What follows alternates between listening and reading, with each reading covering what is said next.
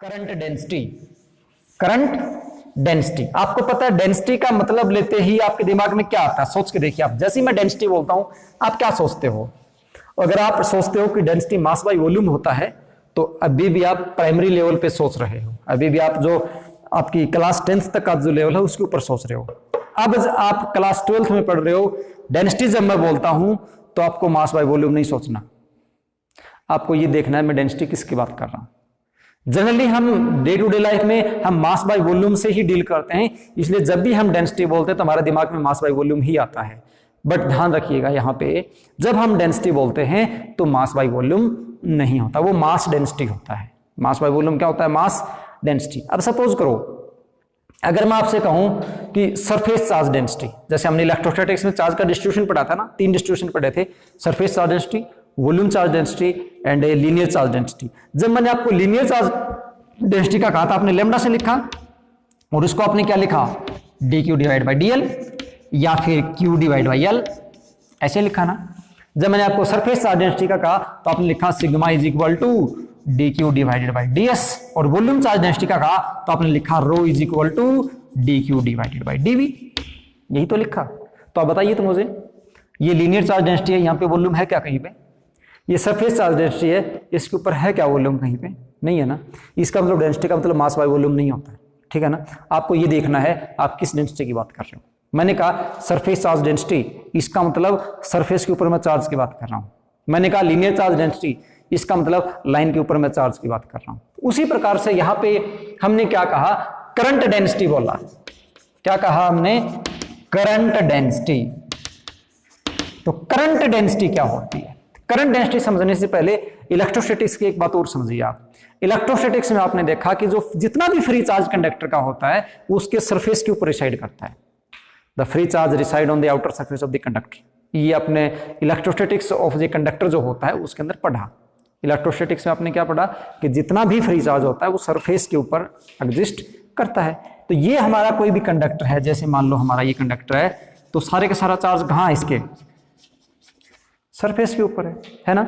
और जैसे ही आप इसको पोटेंशियल डिफरेंस दोगे, एक बैटरी से, बैटरी का पॉजिटिव और नेगेटिव पोटेंशियल डिफरेंस आपने दिया, तो पोटेंशियल डिफरेंस देते हो तो ये जो फ्री चार्ज है ये मूव करना शुरू कर देता है।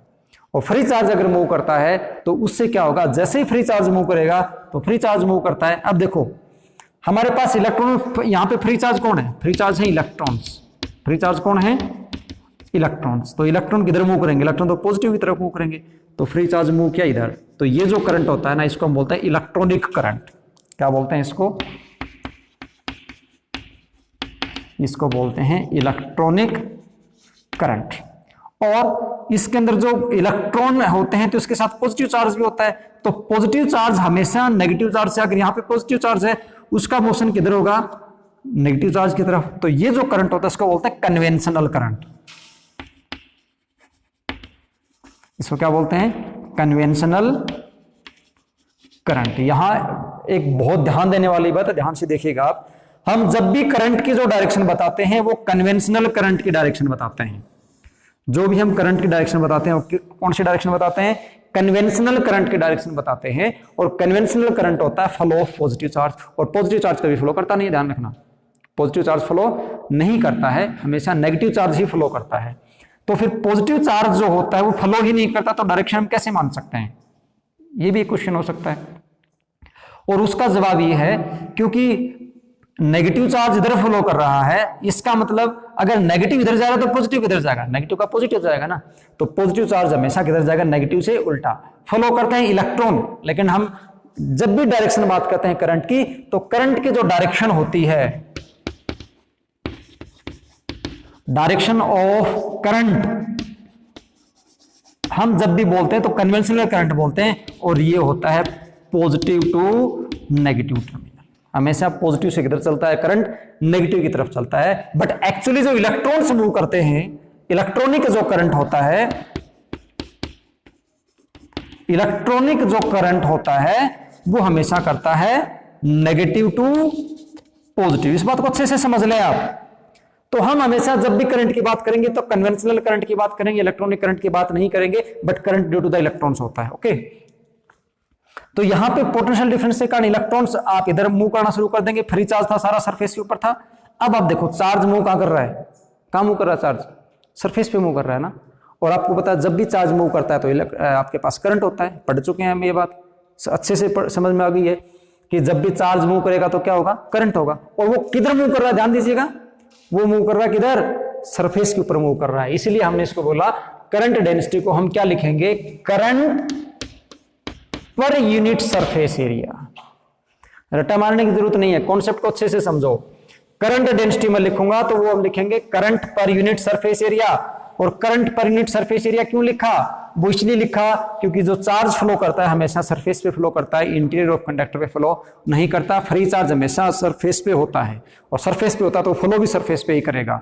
तो मुझे उसकी डेंसिटी जब निकालनी है तो सरफेस पे ही निकलेगी, इसलिए मैंने लिखा current per unit surface area. But ध्यान देना, ये जो direction of the flow of electrons होते हैं, इलेक्ट्रॉन्स जो फ्लो करेंगे वो फ्लो करेंगे नॉर्मल टू सरफेस एरिया। और नॉर्मल क्या होता है ये आप इलेक्ट्रोस्टैटिक्स में अच्छे से पढ़ चुके हो। इसका मतलब ये है कि अगर मैं मान लीजिए ऐसे कंडक्टर मान लेता हूं, करंट की डायरेक्शन ये है, ठीक है, ये सरफेस एरिया में लेता हूं, तो इसका जो नॉर्मल है एरिया वेक्टर इसका जो निकालूंगा वो इधर ही तो है। तो करंट डेंसिटी में लिखता हूं I divided by A when current is flowing normal to the surface area. बात ध्यान से सुनना, डेफिनेशन लिखोगे तो कैसे लिखोगे, it is defined as current per unit area when current is flowing normal to the surface area. Current is flowing normal to the surface area. अब सुनो, अगर ये नॉर्मल नहीं है, बात ये ऐसी हुई कि हमारे पास करंट की डायरेक्शन तो थी ऐसे, बट सरफेस एरिया था ऐसे, ये सरफेस एरिया था ऐसे, और यहां से अगर मैं इसका एरिया वेक्टर देखता हूं तो ये है इसका एरिया वेक्टर। मतलब ये तो इसके साथ कोई एंगल बना रहा है थीटा, करंट तो ऐसे जा रहा है ना। तो इस केस में मैं करंट डेंसिटी को कैसे लिखूं, फिर से सोच लो। हमने क्या बोला, I डिवाइड बाई A है, और A इलेक्ट्रॉन का जो फ्लो है यानी करंट की जो डायरेक्शन होती है वो normal to the surface area होती है। यानी सरफेस एरिया का जो नॉर्मल कंपोनेंट है हमें सिर्फ वही लेना है। सरफेस एरिया का कौन सा कंपोनेंट लेना है, नॉर्मल कंपोनेंट लेना है। तो यहां से जो A है इस A के कंपोनेंट बनाओ, तो A इसके साथ थीटा एंगल बनाता है तो इसका एक कंपोनेंट तो ये हो जाएगा जिसको मैं क्या बोल दूंगा A cos थीटा, और दूसरा कंपोनेंट यहां से ये बनाऊंगा तो ये मेरे पास हो जाएगा A sin theta, A cos theta and A sin theta. तो इस केस में जब करंट नॉर्मल नहीं है तो हमारी जो करंट डेंसिटी होगी J से लिखते हैं वो लिखी जाएगी I divided by A cos theta.